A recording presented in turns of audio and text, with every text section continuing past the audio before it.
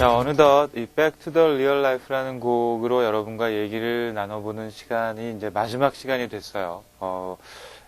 앞에 드렸던 이야기들이 얼마만큼 이해가 됐는지, 뭐 제 욕심 같아서는 정말 100% 다 이해가 돼서 이제 다 여러분의 것이 됐었으면 좋겠다 라고 생각을 하지만, 아마 제 설명이 부족한 탓이라든지 또 아니면은 또 저의 방식과 다른 어떤 개념을 가지고 음악을 작업해 오신 분들께는 조금씩 어떤 차이가 있었으리라고 생각을 합니다. 자, 그런 모든 것들은 이제 다음 강의에 또 이어질 테니까 그런 부분에서 여러분들이 궁금하신 점이라든지 저한테 개인적으로 어떤 사생활 말고요, 음악적인 어떤 궁금증이 있으신 분들은 제가 대답해 드릴 수 있는 선에서 충분히 대답을 해 드리도록 하겠습니다. 자, 지난 시간에 이 Back to the Real Life에 사용된 어떤 리듬 필인 테크닉에 대해서 얘기를 드렸었죠. 근데 우리가 정말 이건 요령이 필요한 것이고, 저는 처음에 DJing이라고 하는, 그러니까 클럽에서 DJ, 클럽 믹스를 하시는 분들 있죠.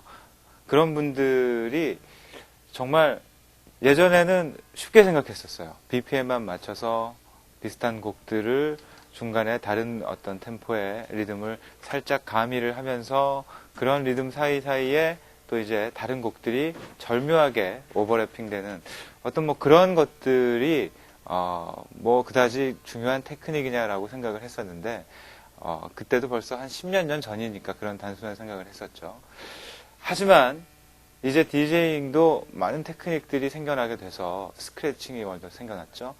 야, 그것은 정말 하나의 이제 리듬 악기로서 어떤 스크래치가 하나의 악기, 타악기적인 효과로 사용될 수 있는 그런 범위가 또 생겨났고요.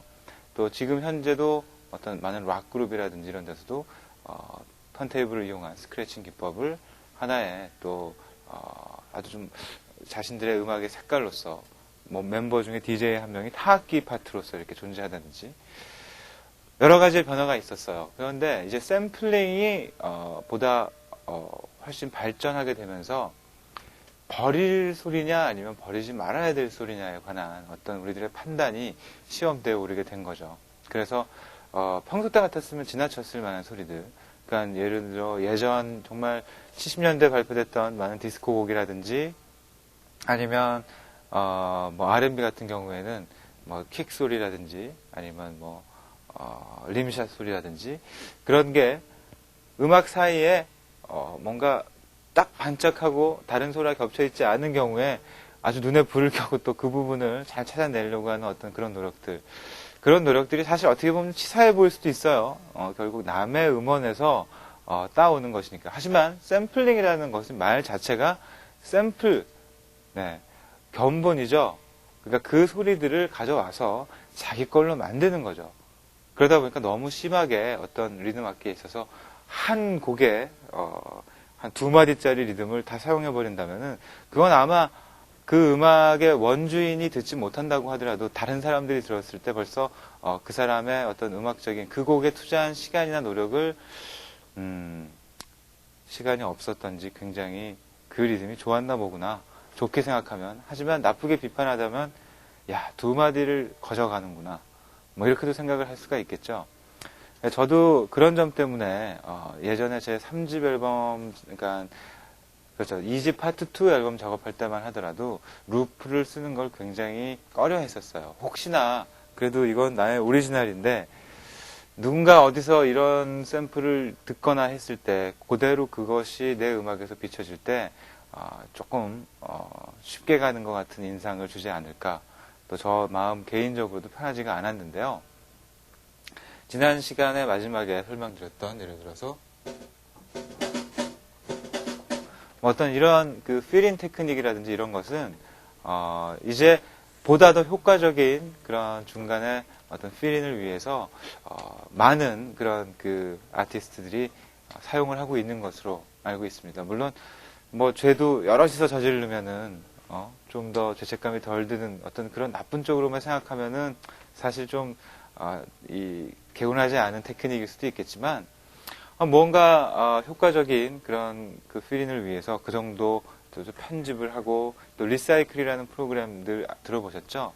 하나의 룹 샘플을 다 잘게 쪼개가지고 그것을 뭐 S3000이라든지 이런 샘플러의 각 하나의 그냥 패치로 쫙 벌려주는 그런 기능을 가진 프로그램들은 정말 이제 꼭 디제잉이라든지 클럽 믹스 이외에 이런 일반적인 가요 음악, 팝을 할 때도 어떤 있던 소스를 그렇게 재활용을 하는 그런 의미에서들 많이들 사용하고 있습니다. 대신 중요한 것은 이것이 버려질 소리인지 말아야 될 소리인지를 잘 판단한 후에 여러분들 예를 들어서 이거 하나만 쓴다 그럴 때는 왠지 좀 내 것 같지가 않아요. 근데 전혀 다른 소스에서 받은 소리지만 이 소리와 이게 어떻게 겹쳐지느냐에 따라서 드러머가 이 스네어를 어떻게 두드리는 그 느낌이 연결이 되죠. 그러니까 이것도 하나의 테크닉적으로 큰 가치가 있다라고 저는 생각을 합니다. 그렇다고 해서 이걸 권유하는 건 아니지만 만약에 이렇게 사용이 될 때는 이것처럼 나누어진 한 두세 가지의 어떤 조합들을 자기가 나름대로 시퀀서상에서 편집을 잘 해서 그렇게 가장 최고의 어떤 효과를 내릴 수 있는 포인트를 찾고 또 그걸 편집하는 시간들이 물론 이제 일이 되긴 했지만 그러니까 어떤 소리든지 자기가 자신의 귀를 가지고 이렇게 조합을 해보는 습관들을 가지셔야 될 것 같아요. 자, 그러면 인트로부터 사용됐던 그 필인들을 한번 들어보도록 하겠습니다. 네, 여기에 이제 이 떨렁 이 소리만 있을 때는 이 지금 들은 샘플의 스네어 톤과 맞는 어떤 또 그런 스네어 소리들이 필요할 테고요. 조합돼서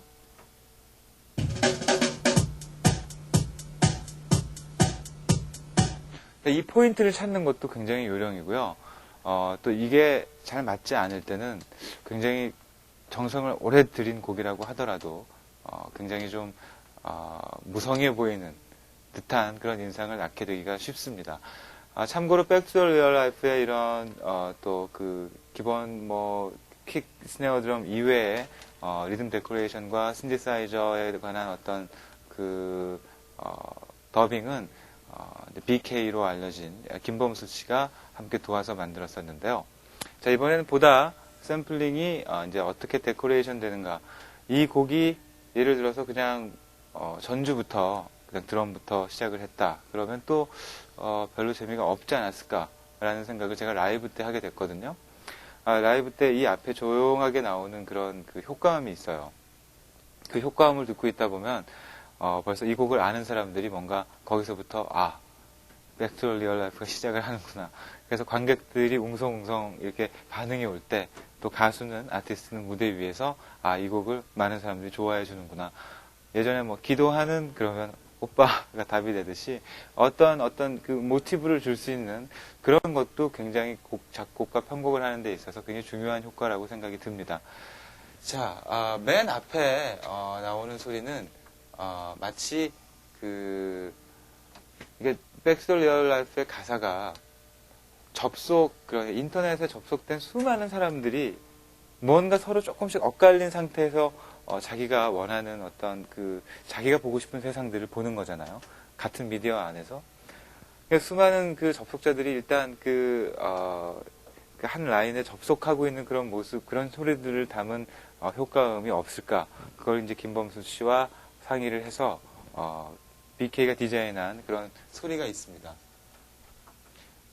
마치 앞에 보면 그런 뭔가 정기적인 접속을 암시하는 듯한, 지금 들으신 부분은, 전주에 나오는 그 EP 소리였고요.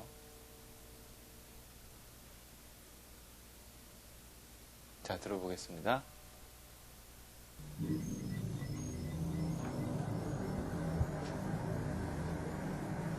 뭔가 앞부분에 나오는 그 하이톤의 노이즈가 컴퓨터가 뭐 부팅이 되면서 뭔가 어떤 네트워크에 접속이 되는 듯한, 그리고 밑에는 뭔가 그 거대한 하나의 집단이 이렇게 뭔가 그런 느낌을 받았어요. 그래서 사실은 이 곡이 만들어질 때는 전주 부분, 여러분들이 기억하고 계신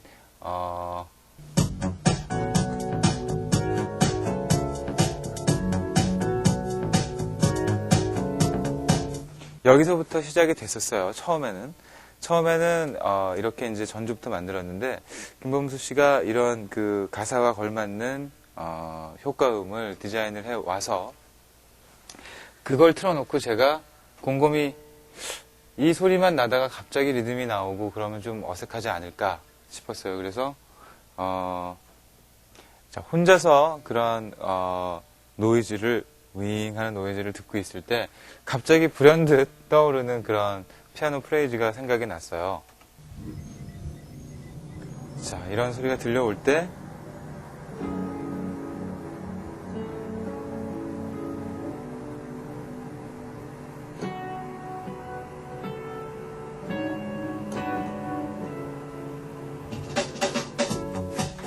네, 앞부분은 어떻게 또 맞게 됐는데 이런 프레이즈를 정리를 해서 이제 넣게 됐죠.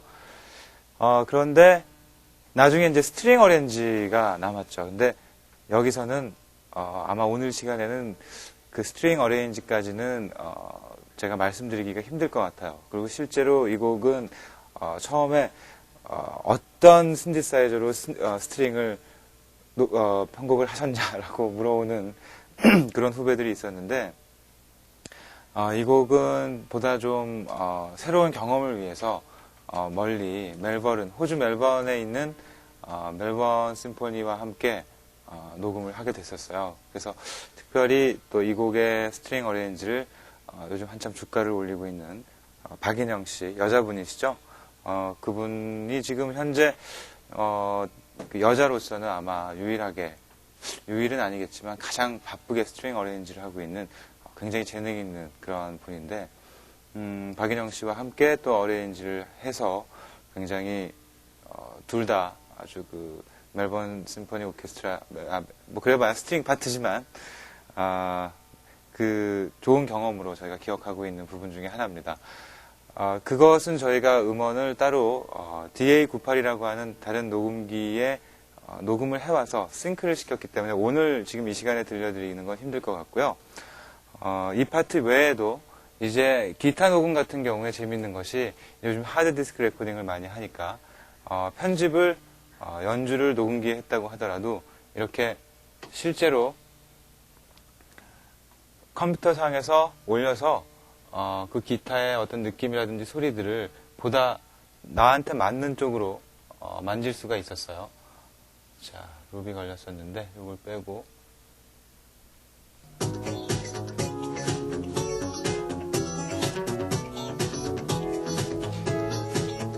지금 여러분은 손무현 씨가 친 기타를 듣고 계신 겁니다.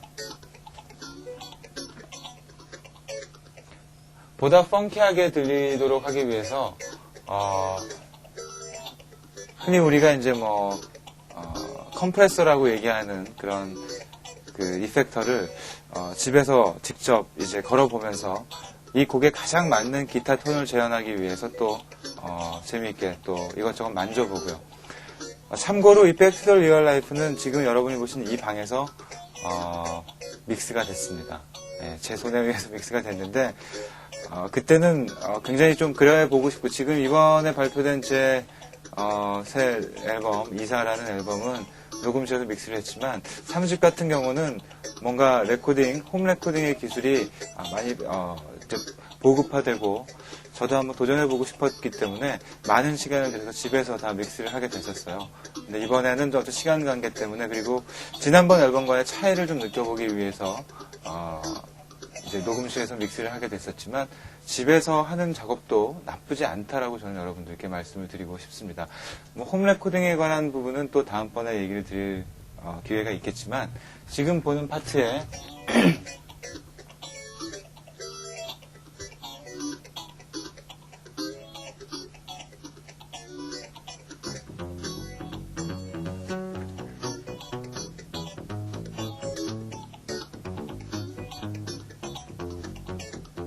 보통 저희가 소리의 색깔을 믹스할 때 결정 지을 때 이렇게 베이스와 기타 두 가지만 솔로로 들어보는 경우들.